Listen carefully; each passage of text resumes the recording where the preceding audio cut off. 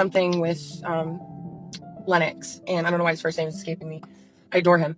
And then he was trying to answer the question that the podcaster was asking him about, how do I know? How do I trust? And I had the same question. And Lennox kept telling him, you have to do it for yourself. You have to do the research yourself. That's what's incredible with a relationship with Christ, is the only way to know is through. And, people are so comfortable with that thought when you're talking about acid or a painful situation. But when it comes to a relationship with Christ, they're hesitant. And I knew what he was talking about when he was saying, you have to do it for yourself, have the relationship for yourself. Because once you build a relationship, these miracles start happening. These unexplainable events start to happen when you call on God. And it was so funny because when I was watching it today in the car, our AC broke at our place. And I spent most of the day in the car because the car has cold air. It's Florida.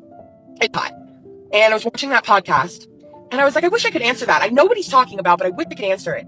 So after that podcast and waiting a little while for the AC people to get there, I decided I'm just going to drive around. And this car pulls out in front of me. Now, mind you, I did a voice memo before this talking about getting annoyed, right? When somebody's going slow in front of you. And sometimes God does that on purpose. And now all of this will tie in. Now, this car pulls out in front of me and I'm like, oh, here we go. And they're going slow. So instead, I was going to go straight, but I turned right. And I'm going right, and this Hummer pulls out in front of me and they're going slow. And I'm like, God, what's going on?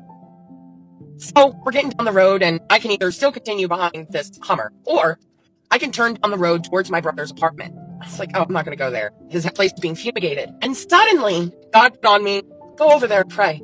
And what's so crazy is I truly believe that prayer will work, at least alleviate my brother's mind or alleviate the problem. God will always do one or the other. He's not always going to fix the problem. He's not always going to alleviate your mind.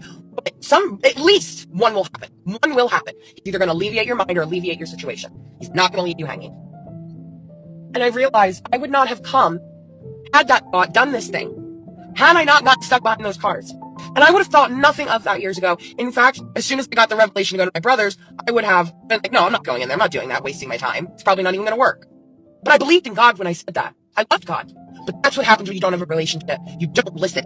Those moments where you think God might be talking to you, but you're not sure, you will never know until you build a relationship. And that's the problem. People want the Bible to give them the answers, when God just uses the Bible as his most connective tool to us. And I don't know how we haven't realized that. To answer the question on that podcast, God will show up. You have to show up.